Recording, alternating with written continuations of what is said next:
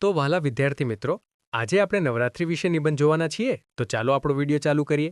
પણ એ પહેલાં જો તમે આ ચેનલમાં નવા હો તો નીચે આપેલા લાલ બટનને દબાવી આ ચેનલને સબસ્ક્રાઇબ કરવાનું ભૂલતા નહીં. તો ચાલો આ વિડીયો ચાલુ કરીએ. પ્રતિવર્ષ આપણા ગુજરાતમાં આસો સુદ એકમથી આસો સુદ નોમ સુધીના 9 દિવસો નવરાત્રિ મહોત્સવના નામે ઓળખાય છે અને ઉજવાય છે. જેમ બંગાળમાં દુર્ગાપૂજાના દિવસોનું ભારે મહત્વ છે, તેમ ગુજરાતમાં અંબા બહુચરા કાળકા જેવી મહાશક્તિશાળી દેવીઓની પૂજા આરાધના અને યજ્ઞો ઉપરાંત રાતના મોડે સુધી રાજગરબા ગાવાનું ઘણું મહાત્મ્ય છે. વળી કોઈ સ્થળે તો 9ને બદલે દસમો દશેરાનો દિવસ અને પછી 15મો શરદ પૂર્ણિમાનો દિવસ પણ આ મહોત્સવમાં વણી લેવામાં આવે છે. ભારતમાં અને ખાસ કરીને ગુજરાતમાં શક્તિપૂજા અતિ ઘણું મહત્વ પરાપૂર્વથી ચાલ્યું આવે છે. અંબા, બહુચરા, મહાકાળી, ભદ્રકાળી, જક્ષણી, ખોડિયાર, રનાદે, આશાપુરી એવા અનેક નામે ગરબા ગવાય છે. પરંતુ એમાં પ્રધાસર તો શક્તિપૂજાનો જ છે. નવરાત્રિના આ 9 દિવસોમાં ગામડે ગામડે પોતપોતાની કુળદેવી મંદિરે કુંભ સ્થાપન કરી એ 9 દિવસ એની પૂજા આરતી થાય છે. નવરાત્રિના અને પૂજામાં બેસનાર 9 દિવસ ઉપવાસ કરે છે. ક્યાંક ફરાળી ઉપવાસ થતા હોય છે તો ક્યાંક નકોરડા. આથમના દિવસે હવન થયા અને પછી 9 નૈવેદ્ય માતાજીને ધરાવીને પારણા કરવામાં આવે છે. નવરાત્રિ મહોત્સવનું આગવું મહત્વ રાતને જોવા મળે છે. હવે તો શહેરોમાં જ નહીં, ગામડાઓમાં પણ માંડવી અને સમૂહ ગરબાના જંગી કાર્યક્રમો હાથ ધરાય છે. ભવ્ય રોશનીથી રાતને રંગીન બનાવી દેવામાં આવે છે.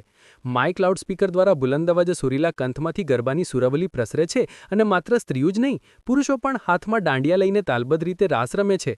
સંગીતનો સાથ હોય, ઢોલત્રાસાનો નાદ હોય, ગવડાવનારાના કંઠમાં પ્રાણ હોય અને હજારો પ્રેક્ષકોના ટોળા આ દ્રશ્ય જોનાર હોય, પછી ઝીલનારાને પોરસ ચડે એમાં શી નવાઈ? શહેરોમાં તો હવે નવરાત્રિ મહોત્સવને મજા મૂકી દીધી છે એમ કહીએ તો એમાં ખોટું નથી. શક્તિપૂજા એક આડંબર બની ગઈ છે અને ગરબા કેવળ મનોરંજનનું સાધન.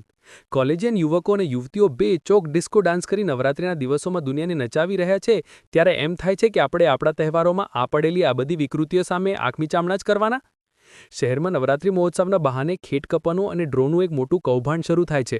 તો બીજી બાજુ ગરબા કે પાવાગઢની પ્રતિકૃતિરૂપ બનાવટી ડુંગરોની રચના કરી એને વીજળીથી રોશનીથી કલાત્મક આકર્ષકતા બક્ષી એનું કોઈ મિનિસ્ટરના હાથે ઉદ્ઘાટન કરાવી 9 દિવસ સુધી જાહેર જનતાને પ્રવેશ ટિકિટ ખર્ચીને એ જોવા આવવા લલચાવવામાં આવે છે અને આ રીતે હજારો રૂપિયાની આવક ઊભી કરી લેવામાં આવે છે. વળી માતાજીની આરતી નામે ઉછામણી બોલાય છે અને સૌથી વધુ રકમ બોલી નામના મેળવવા ઈચ્છનાર પાસે જ આરતી ઉતારવાય છે. એ પણ એક નાટક જ ખેલાય છે ને?